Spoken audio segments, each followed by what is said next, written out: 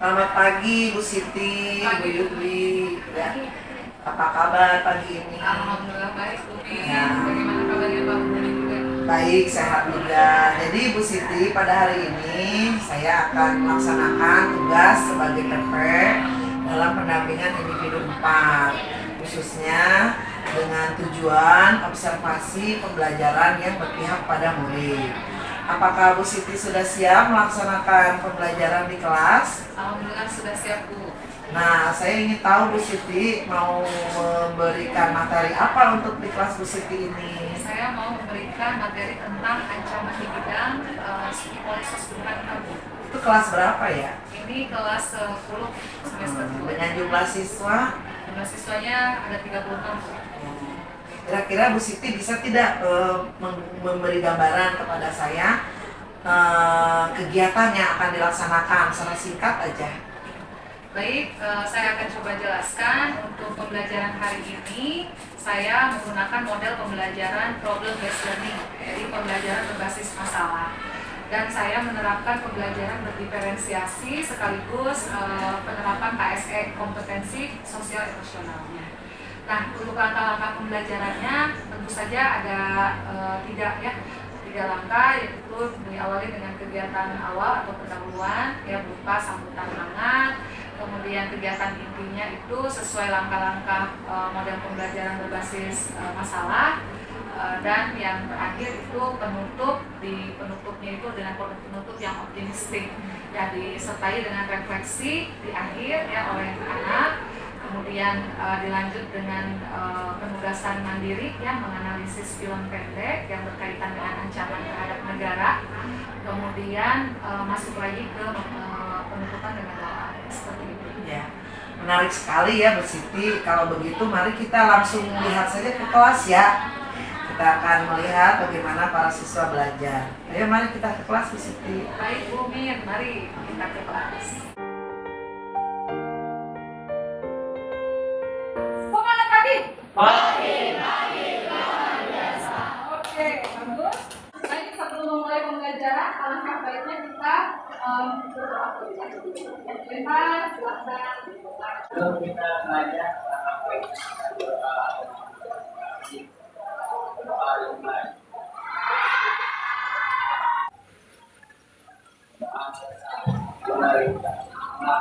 Assalamualaikum warahmatullahi wabarakatuh. Waalaikumsalam warahmatullahi wabarakatuh. Hadir semua hari ini? Siapa yang tidak hadir?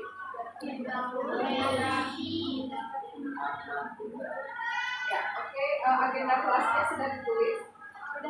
Ya, saya ingin ada kita ingat lagi kesepakatan kelas yang pernah kita lakukan. Ya, yang pertama coba lihat ini. Jaga kebersihan lingkungan. Sepakat ya? Sepakat. Ya, bersih semua. Coba cek kolom meja. Kolom meja coba.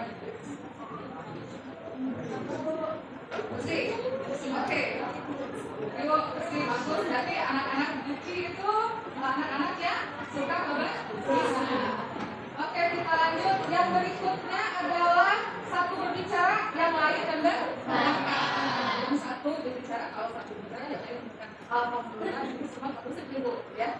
Saya akan coba bagikan satu kebajikan sebagai bentuk refleksi diri ya. Oke, kita coba untuk merefleksi diri ya.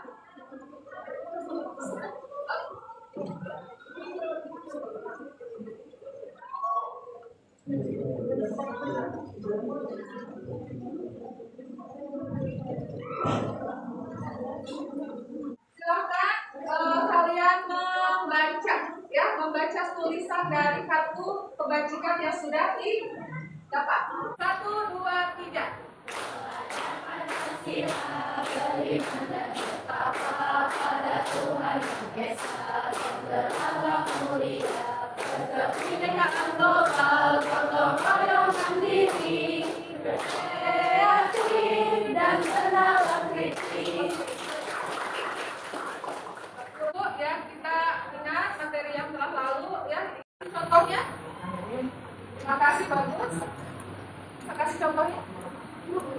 Ibu. Ya, oke.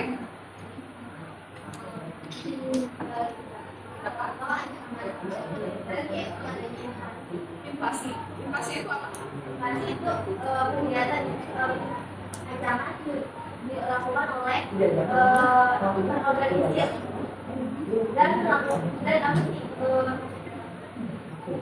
Sedang apa? dilakukan oleh bersenjata ya, bersenjata untuk menekan suatu Wilayah tersebut melalui penyerangan, ya, penyerangan secara terorganisir oleh kelompok tertentu bisa dengan menggunakan kekuatan bersenjata. Kalau yang memiliki contohnya apa? Bagus, Binta, anak ibu.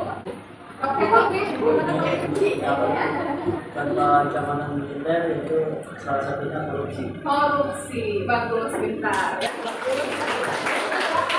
Nah, tujuan pembelajaran hari ini pertama ya anak ibu, kalian itu bisa menganalisis ya dan menyajikan hasil analisis tentang ancaman terhadap negara dan upaya penyelesaiannya di bidang proses kita. Yang berikutnya punya sikap religius ya. Kemudian disiplin, jujur, tanggung jawab, responsif, proaktif dan kerjasama yang tinggi. Nah, setelah ini kita harus tahu bahwa yang namanya ancaman itu pasti datangnya bisa dari luar ataupun dari dalam, ya. Ujung-ujungnya adalah ini ujung-ujungnya ancaman tadi bisa membahayakan 3 hal. Yang pertama adalah membahayakan kedaulatan negara. Yang kedua, dan yang ketiga, tiga itu akan menjadi akibat campuran baik yang militer dan non militer. Ya contohnya kayak gimana? Contohnya ya kalau ada perang nuklir plus perang cyber atau perang informasi menggabungkan ya satu perang opini ya semua berpendapat di media sosial itu kan tidak menggunakan kekuatan senjata ya tapi hanya perang pemikiran saja itu non militer. Gabung dengan yang militer, yang militer tadi apa? Perang nuklir ya. Oke, saat saya minta untuk perwakilan tiap kelompok memilih ya salah satu kasus. Silakan ada 5 amplop ya, 5 amplop besar. Silakan untuk didiskusikan. Silakan 5 amplop 5 perwakilan ya, ya. Oke. Nah, di sini ada 5. Silakan boleh dipilih. Ya.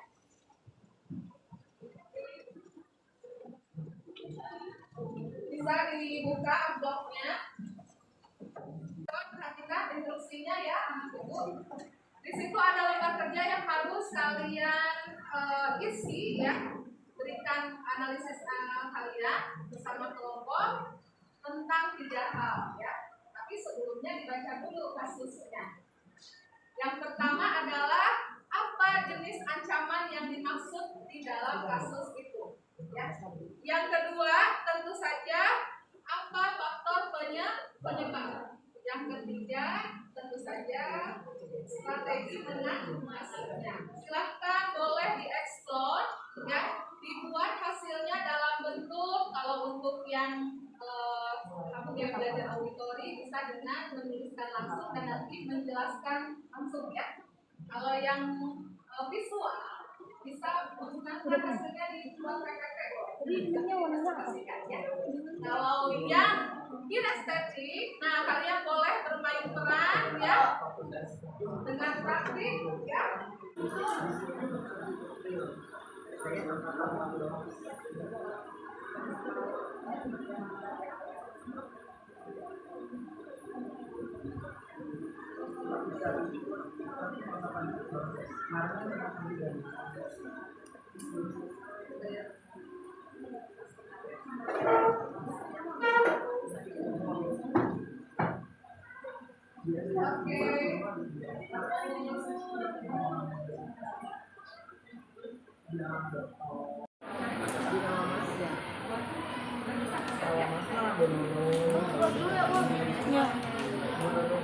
Ya 9.15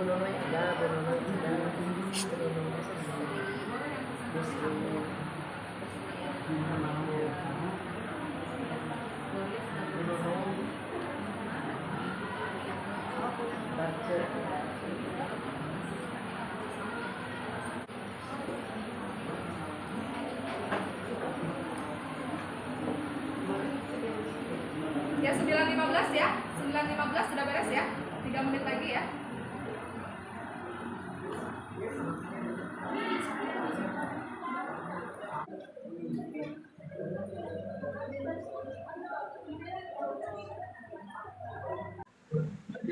Jadi kami ingin mempresentasikan tentang kasus Sungai Citarum Pertemuan Cairan Berwarna Hijau Pekat, juga dari limbah pabrik kertas dan kimia. Jadi saya akan membacakan penjelasan terlebih dahulu. Kondisi inilah yang ini terjadi di Sungai Citarum, Kelurahan Karawang Wetan, Kecamatan Karawang Timur, Karawang, Jawa Barat. Menurut warga, pembuangan limbah ke Sungai Citarum dilakukan tanpa henti sejak beberapa hari lalu. Menurut petugas, berdasarkan Direktur Alat Pengukur, status air masuk pada kategori pencemaran ringan. Hasil uji tersebut adalah ancaman non-militer.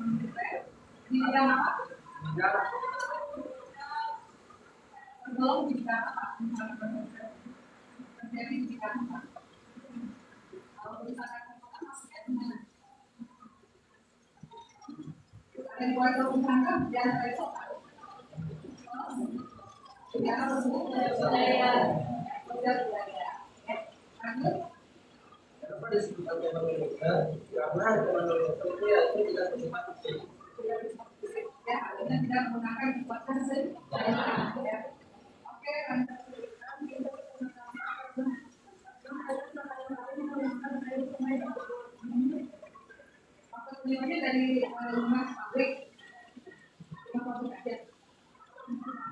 Nanti boleh ditanyakan ya secara aktual lagi ketika sesi tanya jawab nanti. Lanjut, selanjutnya kalau ada yang tidak ada yang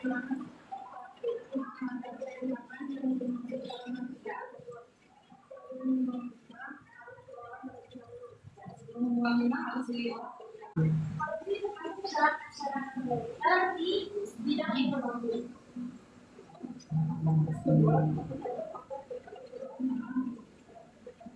Oke, ada di kelas ya. Jadi, korban penyebab terjadinya korupsi ini ada yang sebelumnya. Korban penyebabnya itu dari sebab kecelakaan manusia yang selalu jadi manusia itu selalu pengen terus jadi dan rasa cukup ada gaya yang seperti itu.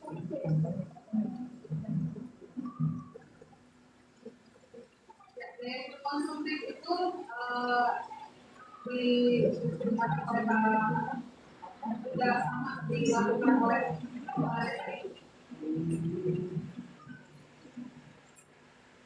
atau ini kamu yang bagus lanjut Melaporkan tindak pidana korupsi lapor. Nah, sekarang kita akan coba untuk mengevaluasi hasil dari apa yang sudah dilakukan. Untuk kelompok auditori yang kelompok 1 ya, kelompok 1 ini yang tadi yang kerusakan lingkungan ya, kerusakan lingkungan yang ada di Citarum ya, itu faktornya adalah lebih banyak faktor ulah manusia. Ya, bagus. Kemudian tadi juga sudah bagus menyampaikan ada 3 alternatif cara membuat filter limbah ya, itu keunikannya tadi disampaikan ya. Dapat referensi dari mana? Dari sumber internet. Oke, bagus. Kemudian yang kelompok 2 Nasya, kasusnya bagaimana tadi sudah diusulkan ya, itu sudah bagus ya, semuanya sudah menjawab. Kemudian yang kelompok 3 terkait sungai juga ya, sama ini Sungai Citarum Waduk Banging ya, hanya saja mungkin tadi untuk kerusakan Sungai Citarumnya itu dikasih cara lagi ya, tidak hanya dijelaskan mengolah limbahnya. Nah, cara mengolahnya seperti apa? Ya,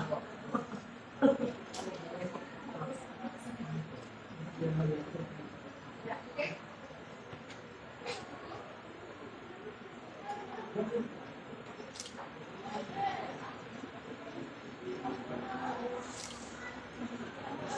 Ya, ada lagi?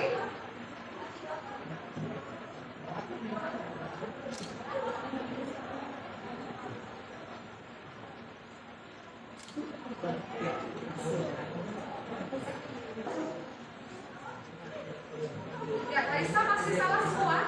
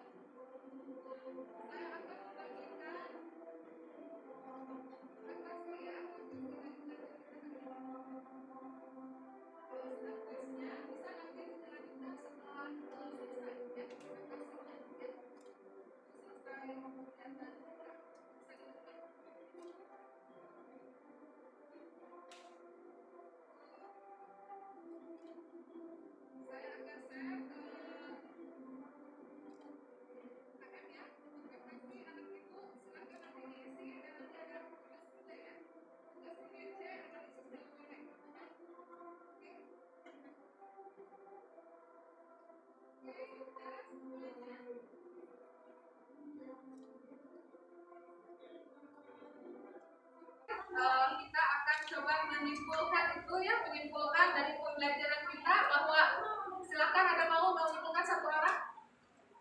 Nasya terkait kasus kesimpulannya adalah ya boleh. Boleh. Bisa yang menyimpulkan yang kamu dapetin nih belajar dari kemarin.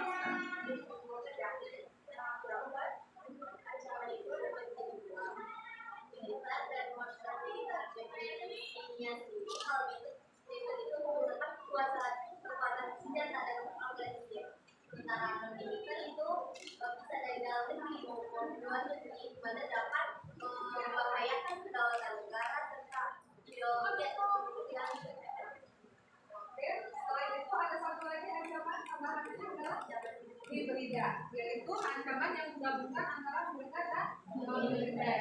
Yang ketiga-tiganya itu membahayakan apa saja?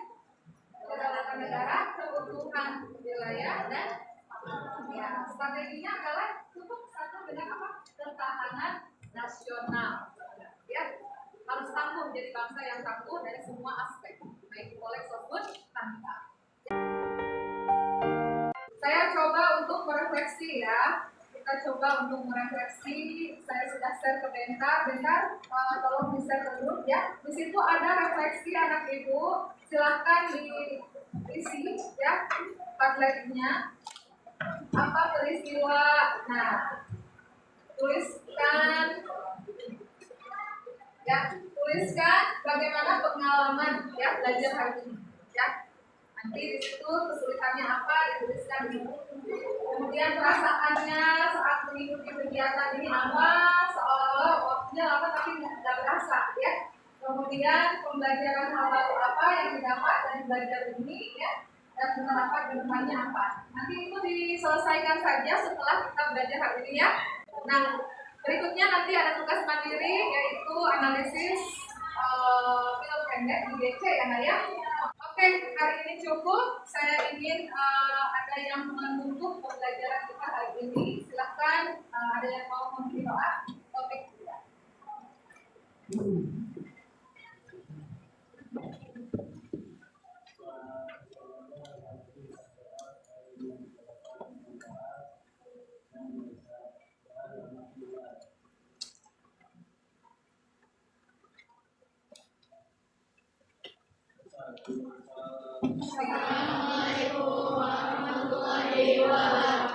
Waalaikumsalam warahmatullahi wabarakatuh. Pelajaran Hebat ya, belajar kunci? Oke, kunci juara. Kunci juara.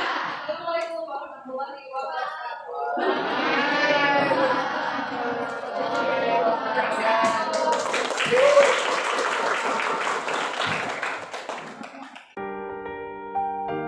Bu Siti, saya ucapkan selamat karena Bu Siti sudah melaksanakan proses pembelajaran yang berpusat pada murid yang baru saja saya observasi ya. Nah sekarang saya ingin menanyakan bagaimana perasaannya setelah Bu Siti melaksanakan tugas ini. Sebelumnya saya mengucapkan terima kasih Bu atas apresiasi yang sudah Ibu berikan kepada saya. Alhamdulillah saya merasa senang dan bahagia karena saya sudah bisa mempraktikkan dan mengalami sendiri ya, tentang pembelajaran berdiferensiasi. Tadi selama saya di kelas bersama anak-anak, saya sangat bahagia. Kenapa? Karena anak-anak saya bisa belajar dengan aktif dan berpartisipasi dalam proses kegiatan. Kedua, saya justru sangat bersyukur karena bisa mendapatkan apa sih sisi lemah dan sisi baik dari yang sudah saya lakukan. Saya bisa merefleksi diri saya sendiri terhadap model pembelajaran yang sudah saya lakukan. Dan ternyata ada juga kelemahan, ya kelemahannya dan juga kelebihan-kelebihan. Namun dari kelemahan itu mungkin saya merasa bahwa itu menjadi motivasi buat saya untuk saya bisa memperbaiki ke depannya. Baik, sekarang kira-kira nih menurut Bu Siti ada nggak tantangan yang dihadapi selama proses pembelajaran? Untuk tantangannya tentu ada. Yang pertama adalah bagaimana saya harus menyiapkan bahan materi yang beragam ya, banyak ya. Dan itu perlu waktu ya, dan persiapan yang cukup. Yang kedua tentu dalam hal menentukan model pembelajaran yang tepat yang bisa dipadupadankan dengan pembelajaran diferensiasi plus KSE-nya. Nah ini juga perlu dianalisis materi mana yang cocok dengan model mana saja yang cocok. Itu juga perlu referensi dan edukasi. Kemudian yang ketiga tantangannya waktu ya, karena ternyata setelah dialami waktu untuk melaksanakan pembelajaran diferensiasi ini untuk materi yang sekarang harusnya mungkin 2 kali pertemuan, tidak 1 kali. Tapi tidak mengapa, ini menjadi pengalaman berharga buat saya. Tantangan yang tadi disebutkan oleh Bu Siti tentu untuk kedepannya ya, cara mengatasinya bagaimana Bu? Cara mengatasinya tentu kalau yang pertama ya saya harus menyiapkan materi itu harus dengan persiapan yang lebih memadai lagi ya, persiapkan dulu sebelumnya sehingga memberikan pengayaan materi yang banyak ya kepada anak dan anak mudah dalam belajar. Yang kedua tantangannya saya atasi dengan cara saya harus membaca banyak referensi ya, dan belajar dari rekan-rekan yang memiliki contoh praktik baik tentang pembelajaran berdiferensiasi ya. Terutama untuk rekan-rekan yang satu mapel dengan saya. Jadi saya harus banyak belajar dari rekan, saya harus menambah ilmu secara mandiri dengan literasi. Kemudian tantangan yang ketiga, saya harus terus berlatih mempraktikkan, karena dengan seperti itu akan terlihat waktunya untuk materi ini kira-kira bisa di 2 kali pertemuankah atau 1 kali pertemuankah. Nah itu hanya bisa dialami dengan kita praktek. Saja ya. Ya, catatan dari saya mungkin dari sejak awal pembukaan ya itu memang sudah sesuai dengan RPP ya, untuk langkah-langkahnya juga ya. Bu Siti juga sudah menerapkan KSE dan juga pembelajaran berdiferensiasi baik itu secara proses, produk maupun konten. Jadi saya sekali lagi ucapkan selamat ya Bu Siti atas hasil observasi yang sudah sangat baik ini. Mungkin itu saja ya, saya cukupkan sampai di sini Bu Siti. Selamat siang. Siang, Bu Min. Terima kasih. Assalamualaikum warahmatullahi wabarakatuh.